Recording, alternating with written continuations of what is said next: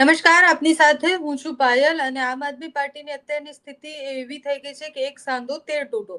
એક બાજુ ઉત્સાહ છે, ગોપાલ ઇટાલિયા જીત્યા, એક બાજુ આમ તકતી પર 5 નામ એક સાથે ધારાસભ્યના આવે અને 5 પાંડવ કહેવામાં આવે એ પહેલા એકાદ પાંડવ તો જતા જ રહે છે. અને આજે એવી સ્થિતિ થઈ, ઉમેશ મકવાણાએ રાજીનામું આપ્યું છે. રાજીનામું તો એમણે માત્ર એમના જે હોદ્દા હતા એમાંથી આપ્યું હતું, પણ પછી આમ આદમી પાર્ટીએ એક્શન લઈ અને 5 વર્ષ માટે એમને સસ્પેન્ડ કરી દીધા છે. રાજુભાઈ પાસેથી સમજવું છે કે આમ આદમી પાર્ટીની અત્યારની સ્થિતિ અને ઉમેશ મકવાણા જે રાજીનામું આપે છે તેની પહેલા કંઈક વાતચીત તો થઈ હશે. રાજુભાઈ, જે રીતના રાજીનામું અપાયું છે, એટલે મેં એમની સાથે વાત કરી હોય કે મેં આમ આદમી પાર્ટીના બીજા કોઈ નેતા સાથે વાત કરી હોય, તર્ક કે પછી એ જે કહી રહ્યા છે મેચ નથી થઈ રહ્યું. તો રાજીનામું આપતા પહેલા વાતચીત તો થઈ હશે ને આમ આદમી પાર્ટી સાથે? બેન, આમ તો તમે શરૂઆત કરી કે આમ આદમી પાર્ટીના 12 સાંધોતા 13 તૂટે જેવી સ્થિતિ છે. પહેલા તો હું એક ચોખવટ કરી દઉં કે આવી સ્થિતિમાં આજે ભારતીય જનતા પાર્ટી મુકાઈ ગઈ છે. કોંગ્રેસ સાથે ગઠબંધન કરવા પછી પણ આમ આદમી પાર્ટી માટેનો પ્રેમ, ભાજપ માટેનો આક્રોશ એ વિસાવદરમાં લોકોએ બતાવ્યું છે. આજે સુરતની સ્થિતિ જોવો, આજે ખેડૂતોની સ્થિતિ જોવો, આજે યુવાનોની બેરોજગારની સ્થિતિ, આ બધી પરિસ્થિતિઓની વચ્ચે ભારતીય જનતા પાર્ટી જ્યારે તમામ બાબતો, તમામ દિશાઓથી ઘેરાઈ ગઈ છે, ત્યારે ઉમેશભાઈ મકવાણાને હાથો બનાવી અને મુદ્દાઓ ડાયવર્ટ કરવાની કોશિશ ભારતીય જનતા પાર્ટીએ કરી છે. આમ આદમી પાર્ટીએ ઉમેશભાઈને બધું જ આપ્યા પછી કમલમમાં આટાફેરા કરવા, કાર્યકર્તાના ફોન ન ઉઠાવવા, બોટાદ વિધાનસભાના મતદારોની ફરિયાદ છેક પ્રદેશ કાર્યાલય સુધી આવે કે ઉમેશભાઈ અમારા ફોન નથી ઉઠાવતા. ઘણા બધા લોકોના તો એવા ફોન આવતા હતા કે અમે ચૂંટણીમાં લોકસભામાં આટલો ખર્ચો કર્યો છે એ પણ ઉમેશભાઈ અમને ચૂકવતા નથી. નાના મોટા ભ્રષ્ટાચારના આક્ષેપ થતા, ક્યાંક રોડ બનતા હોય તો કોઈ આક્ષેપ કર્યા છે. આ તમામ બાબતોમાં અમે ઉમેશભાઈને સમજાવવાના તમામ પ્રયત્ન પ્રદેશ નેતૃત્વએ કર્યા. આજે સવાર સુધી કે ઉમેશભાઈ તમે ખોટી દિશામાં છો, ભાજપ તમને હાથો બનાવીને તમારો ઉપયોગ કરી રહી છે, ભાજપ ષડયંત્ર કરે છે, જેનો ભોગ તમે બની રહ્યા. તમામ ઘટનાઓની વચ્ચે પણ અગાઉ 2 ઘટનાઓ ઘટી જ્યારે ઉમેશભાઈએ જવાની વાત કરી, પ્રદેશ નેતૃત્વએ સમજાવ્યા, રાષ્ટ્રીય નેતાઓએ આવીને સમજાવ્યા, તેમ છતાંય સતત ભાજપના ઈશારે ઉમેશભાઈ કામ કરતા ગયા. એટલે આજે ન છૂટકે મા બાપ પોતાના દીકરા સાથે ક્યારે સંબંધો કાપી નાખે, તમામ હદ દીકરો વટાવી જાય ત્યારે મા બાપ દિલ પર પથ્થર મૂકી દીકરા સાથેના સંબંધો પૂરા કરી દે. આજે એવી જ પરિસ્થિતિ અમારી છે. ગમે તે હાલતમાં દરેક પ્રશ્નોનું સમાધાન હોય, પણ જ્યારે મતદારો સાથે ગદ્દારી થાય, મતદારોના ફોન નહીં ઉઠાવવા, કાર્યકર્તાના ફોન નહીં ઉઠાવવા, બોટાદ વિધાનસભાની ફરિયાદો છે ત્યાં સુધી આવે, પ્રદેશ કાર્યાલય સુધી, લોકોએ મત ઉમેશભાઈને જોઈને નથી આપ્યો, લોકોએ ઝાડુને મત આપ્યો છે.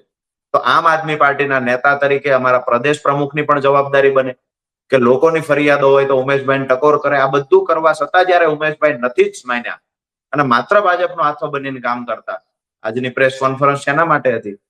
ઉમેશભાઈએ રાજીનામું નથી આપ્યું, એને ધારાસભ્ય પદે રહેવું છે. આમ આદમી પાર્ટીએ મેન્ડેટ આપી, ઉમેશભાઈને લડાવ્યા, લોકોએ મત આપ્યા, બોટાદની જનતાના આભારી છે. તો બોટાદની જનતાના મતથી ચૂંટાણા, બોટાદની જનતા સાથે દ્રોહ કરવો છે, આમ આદમી પાર્ટી સાથે કરવો છે, પણ રાજીનામું નથી આપવું. એટલે બધી સમજાવટ પછી પણ ન સમજ્યા તો આજે આમ આદમી પાર્ટીએ 5 વર્ષ માટે સસ્પેન્ડ કર્યા છે. ઉમેશભાઈ માટે સમજવાના બધા સમયો જતા રહ્યા. ઉમેશભાઈને ખૂબ પ્રયત્ન પછી પણ ન સમજ્યા અને આજે ભાજપના કહેવાથી આમ આદમી પાર્ટી પર ખોટા ગંદા આક્ષેપો ઉમેશભાઈએ કર્યા. સીધી વાત એ છે, ઓબીસી ચહેરાની વાત હું પ્રેસ સાંભળતો એમાં ઓબીસી ચહેરાની વાત કરી. ગુજરાતના ઇતિહાસમાં પહેલી એવી પાર્ટી છે પાયલબેન, ચૂંટણીના 2 મહિના પહેલા 2022ની વિધાનસભાની ચૂંટણીમાં ઓબીસી ચહેરા તરીકે ઈસુદાનભાઈ ગઢવીનું નામ આમ આદમી પાર્ટીએ મુખ્યમંત્રી માટે જાહેર કરેલું. 100 થી વધુ વ્યક્તિઓને આમ આદમી પાર્ટીએ ઓબીસી સમાજમાંથી લડાવ્યા. દરેક સમાજને સાથે રાખીને કોઈ ચાલતી હોય એવી પાર્ટી હોય તો આમ આદમી પાર્ટી છે. આજે આમ આદમી પાર્ટી પર જે પાર્ટીના મેન્ડેટ પરથી તમે ચૂંટાય એની સાથે ગદ્દારી કરી. બોટાદની જનતાને ન્યાય મળી રહે એટલા માટે, બોટાદની જનતાને ખબર પડે કે આમ આદમી પાર્ટીએ અમે વારંવાર ફરિયાદો કરી છે અને અનુસંધાને કાર્યવાહી કરી, જે માટે બોટાદના આગેવાનો, બોટાદના સામાજિક આગેવાનો અને અમારા કાર્યકર્તાઓ સાથે ચર્ચા કર્યા પછી માનનીય ઈસુદાનભાઈ ગઢવીએ 5 વર્ષ માટે ઉમેશભાઈને સસ્પેન્ડ કર્યા. જી. સસ્પેન્ડ કર્યા એ વાત પહેલા જ્યારે આક્ષેપો લગાવવામાં આવ્યા એટલે એમનું એવું કહેવું છે કે કડીમાં આમ આદમી પાર્ટી એટલે મહેનત ન કરી કારણ કે ત્યાં દલિત ઉમેદવાર હતા અને ગોપાલ ઇટાલિયા એ પાટીદાર હતા એટલે એમની પાછળ મહેનત કરવામાં આવી. એમને આક્ષેપ કર્યા કે ઈશુદાન ગઢવી જેમને મુખ્યમંત્રીનો ચહેરો બનાવવામાં આવ્યા હતા એ ગ્રાઉન્ડ પર એટલા ગયા જ નથી ને એમને શેના મુખ્યમંત્રીના ચહેરા બનાવવામાં આવે. એટલે સતત જે આક્ષેપો કરતા હતા એમાં એવું દેખાતું હતું કે અમુક ચહેરાઓ જે આમ આદમી પાર્ટીમાં ખૂબ ચર્ચામાં હોય છે એ ચહેરાઓથી એમને નારાજગી હોઈ શકે છે. એ પોતે ધારાસભ્ય ચર્ચામાં નતા રહેતા, બીજા બધા ગોપાલ ઇટાલિયા છે, ઈશુદાન ગઢવી ખૂબ વધારે ચર્ચામાં રહ્યા છે. તો એમની નારાજગીનું મુખ્ય કારણ તમને તો ખબર હશે ને કે કયા કારણથી એમને શું નારાજગી છે? નારાજગીનું કારણ મને તો કઈ દેખાતું નથી, પણ તમે જે બે મુદ્દાઓ કહ્યા કે જગદીશભાઈ ચાવડા કડીથી લડતા, ઉમેશભાઈએ કહ્યું જગદીશભાઈ માટે કોઈએ પ્રચાર ન કર્યો, તો ઉમેશભાઈ લોકસભા લડતા આખી આમ આદમી પાર્ટીએ એના માટે પ્રચાર કર્યો હતો, તો ઉમેશભાઈ પણ જગદીશભાઈના પ્રચારમાં કડી ગયા હતા ખરા? બીજી વાત કે અમારા સંજયસિંહ હોય, અમારા દિલ્હીથી રાષ્ટ્રીય નેતાઓ હોય, આ તમામ નેતાઓ ત્યાં આવી પ્રચાર કર્યો છે, સભાઓ કરી છે. ઈશુદાનભાઈ ગઢવી પોતે ફોર્મ ભરવા માટે ગયા છે. અમારા પૂર્વ મહિલા પ્રમુખથી લઈ અને ઉત્તર ગુજરાતના જેટલા પણ નેતાઓ છે આ જગદીશભાઈ ચાવડાના પ્રચારમાં હતા. મહત્વની વાત એ છે જગદીશભાઈ ચાવડા તો એક પરિવારના સભ્ય છે, એને કોઈ પીડા નથી, દુખાવો નથી. જગદીશભાઈનું નામ લઈ અને ઉમેશભાઈ શા માટે માથું કૂટે છે? નંબર 2 કે ઈશુદાનભાઈની વાત કરી કે સીએમ ફેસ, તો કોને ઉમેશભાઈને સીએમ ફેસ તરીકે જાહેર કરવા જોઈએ? જે પાર્ટી સાથે ગદ્દારી કરે, જે કમલમનો હાથો બનીને કામ કરે, જે ભાજપના નેતાના ઈશારે નાચે, એવા માણસને અમારે સીએમ ફેસ જાહેર કરવો જોઈએ. વાત એ છે કે ઉમેશભાઈમાં ખરેખર આવડત હોય, ઉમેશભાઈને ખરેખર આમ આદમી પાર્ટી માટે ગુસ્સો હોય, તો ઉમેશભાઈ મકવાણા રાજીનામું આપે, ફરી વખત ચૂંટણી લડવા આવે અને કોઈ પણ પાર્ટીના મેન્ડેટ પર ડંકાની ચોટ પર જમાવટના માધ્યમથી કહું છું, કોઈ પણ પાર્ટીના મેન્ડેટ લઈને ઉમેશભાઈ ચૂંટણી લડવા આવે, અમારો બોટાદનો નાનામાં નાનો માણસ આમ આદમી પાર્ટીમાંથી લડશે અને ડંકાની ચોટ પર કહું છું ઉમેશભાઈની ડિપોઝિટ ડૂલ કરાવશે. તાકાત હોય તો આવો. જે પાર્ટીએ મોટા કર્યા, જે પાર્ટીના મેન્ડેટ પરથી તમે ચૂંટણી લડ્યા, આજે એને થાળીમાં થૂક્યું. શરમ આવવી જોઈએ. ગદ્દારોના લિસ્ટમાં નામ લખાવતા પહેલા મારો મિત્ર છે ઉમેશભાઈ, આજે હું શર્મિંદા છું મારા મિત્રએ ગદ્દારોના લિસ્ટમાં નામ લખાયું. મારા મિત્રએ બોટાદની જનતા સાથે ગદ્દારી કરી છે. બોટાદના મતદારોનો જે આક્રોશ હતો, અમે હંમેશા કહેતા કે ઉમેશભાઈને સમજાવશું. એક હદ વટાવી દીધી સમજાવટની. તેમ છતાં હંમેશા ભાજપના નેતાના ઈશારે કામ કરનાર વ્યક્તિ આજે પાર્ટીને સલાહ આપે છે, મીડિયાને ગુમરાહ કરે છે. સીધી વાત એ છે પોતે દિશા ભટકી ગયા છે, ભાજપના ઈશારે કામ કરે છે. તમે જેમ કીધું કે મેં પહેલું વાક્ય વાપર્યું કે એક સાંધે ને તેર તૂટે, એ સ્થિતિ તમે માનો કે ન માનો, પણ તમે 27નું જો સપનું જોવો છો તો એ 27ના સપના માટે તમારે ખૂબ મોટું મજબૂત સંગઠન જોશે, ખૂબ મોટું. તમે 27 જો તમારે ભારતીય જનતા પાર્ટી સામે લડવાની તમે વાત કરો છો, 5 ધારાસભ્ય સંખ્યાબળ તો વિધાનસભામાં ઓછું છે. પ્રશ્ન તમે એવું કહેશો કે ભાઈ 3 હોય તો એ વધારે જ ઉઠાવશે, એ બધી જ બાજુ પર વાત મૂકીએ તો બી સ્થિતિ આમ આદમી પાર્ટીની એટલી મજબૂત નથી 27 માટે. અંજુ એક નેતાને બી ના સાચવી શકે આમ આદમી પાર્ટી, તો 27માં લોકો વિશ્વાસ કેમ કરે? જેટલા વફાદાર લોકો છે, ગુજરાતની જનતા માટે, ગુજરાતના ખેડૂતો માટે પોતાનું લોહી રેડી દેવાની તૈયારી છે, એટલા નેતાઓ આમ આદમી પાર્ટી સાથે રહેશે. ઓછા ભલે હશે, પણ મરણીયો જંગ કરનારા લોકો આમ આદમી પાર્ટી સાથે હશે. બીજી વાત આપે જે કરી કે એકને સાચવી ના શક્યા. જે દિવસે ભૂપતભાઈ ભાયાણીએ રાજીનામું આપ્યું ભાજપમાં જોઈન્ટ થયા, એ દિવસે પણ કદાચ મીડિયામાં આવી ચર્ચાઓ થઈ હશે.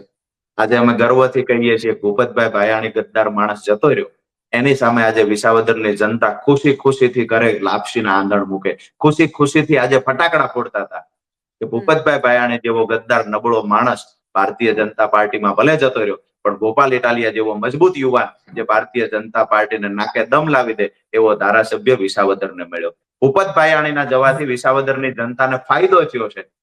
હું એવું માનું છું ઉમેશભાઈ પણ જશે ને તો બોટાદની જનતાને ચોક્કસ ફાયદો થશે. એટલા માટે કે ભાજપના ઈશારે નાચવા વાળા ધારાસભ્યોની ગુજરાતમાં ક્યાંય જરૂર નથી. ભાજપ સામે લોકોનો આક્રોશ છે અને આ આક્રોશ જો ધારાસભ્ય વિધાનસભામાં ઠાલવે તો ઠીક છે, લોકોનો આક્રોશ વિધાનસભા સુધી નથી પહોંચાડતો તો એવા કોઈ ધારાસભ્યની જરૂર નથી. હું તો સીધી વાત પાયલબેન એ જ કરીશ કે લોકોની ફરિયાદ આવશે, ભ્રષ્ટાચારના આરોપ લાગશે તો આવા ધારાસભ્યને આમ આદમી પાર્ટી ક્યારેય નહીં ચલાવે. ઉમેશ મકવાણાને તો અત્યારે સસ્પેન્ડ કરી દીધા છે.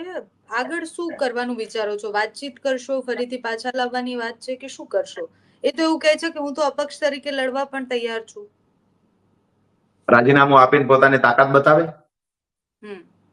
જમાવટના માધ્યમથી ચેલેન્જ કરું છું, રાજીનામું આપે, પોતાની તાકાત બતાવે. આમ આદમી પાર્ટી છે જેના નામથી તમે ચૂંટાયા હતા.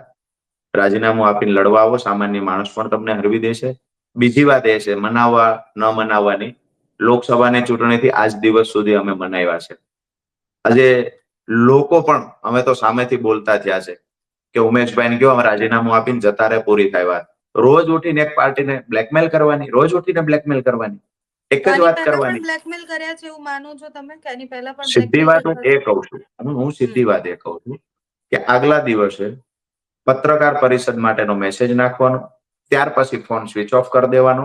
આ સ્ટ્રેટેજી એમની રહી છે. એની સામે આમ આદમી પાર્ટી ગઈ વખતની ઘટનામાં અમારા રાષ્ટ્રીય નેતા પણ એને સમજાવવા ગયા છે. સમજાવવાની બધી જ હદો અમે પાર કરી દીધી, એટલા સમજાવ્યા. અંતે જયારે અમને થયું કે આ સમજ છે ને, સમજાવતા અમે પાર્ટીના ફાયદા માટે બિલકુલ નથી સમજાવ્યા. અમારી વાત એટલી જ હતી કે બોટાદ વિધાનસભાના મતદારોએ તમને મત આપ્યા, એ મતદારોની ફરિયાદ પ્રદેશ કાર્યાલય સુધી આવે છે. તમે લોકોની વચ્ચે જાઓ, લોકોના કામ કરો, ભ્રષ્ટાચારના આરોપ તમારી પર ન લાગે એનું ધ્યાન રાખો. આ બાબતે અમે સમજાવતા, પણ ઉમેશભાઈ અમારી વાત ન સમજ્યા. ભાજપનો હાથો બની ગયા અને ભાજપે એના ષડયંત્રનો ભોગ ઉમેશભાઈ બનાવી દીધા. Okay, thank you so much Rajubhai, તમે અમારી સાથે જોડાયા, અમને સમય આપ્યો. અને આખું પ્રકરણ જે છે એ પ્રકરણની વાત કરીએ તો બહુ જ બધા સવાલો છૂટીને જાય છે. એટલે સવારથી એવા સમાચાર આવે કે એક ધારાસભ્ય રાજીનામું આપે છે ને પછી કોથળામાંથી બિલાડું નીકળે છે કે હા રાજીનામું તો આપે છે, પણ પદ પરથી રાજીનામું આપે છે, પક્ષમાંથી નથી આપતા, ધારાસભ્ય તરીકે પણ નથી આપતા. હવે એ ધારાસભ્ય અત્યારે પોતાના મનમાં પોતાને સવાલ પૂછે કે એમણે કર્યું શું આખું, કારણ કે કોઈને ખબર ન પડી કે શું કરવા માંગતા હતા.